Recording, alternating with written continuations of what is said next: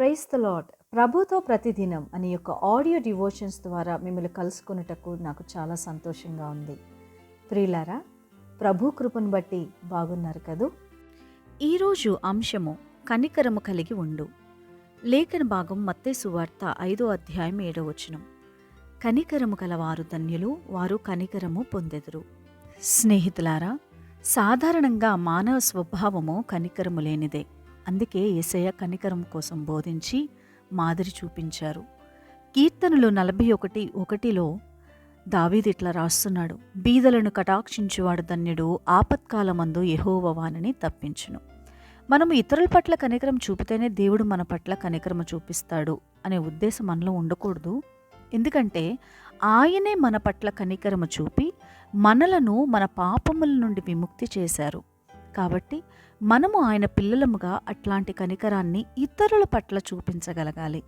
మనము ఇతరుల పట్ల కనికరమును చూపని వారమైతే మనమును దేవుని కనికరము కోసము ఎదురు చూచే అర్హత కానీ పొందే అర్హత కానీ మనకు ఉండనే ఉండదు. స్నేహితులారా, మరొక విషయం, మనము ఇతరుల పట్ల కనికరము చూపుతున్నాం అంటే అది దేవుని పట్లే జరిగిస్తున్నామని యోచించి ఆ కనికరం హృదయపూర్వకంగా ఉండాలి.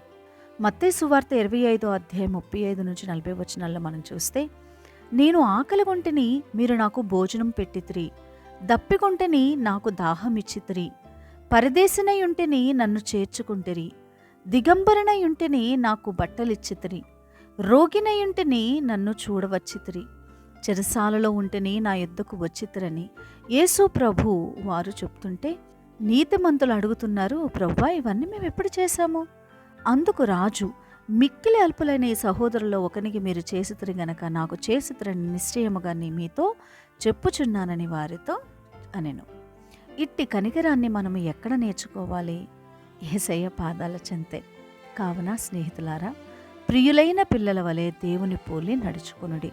క్రీస్తు మిమ్మును ప్రేమించి పరిమళ వాసనగా ఉండుటకు మన కొరకు తన్ను తాను దేవునికి అర్పణగాను బలిగాను అప్పగించుకునెను. అలాగుననే మీరు ప్రేమ కలిగి నడుచుకునని అపోస్తలుడైన పౌలు తెలియజేస్తూ ఉన్నాడు.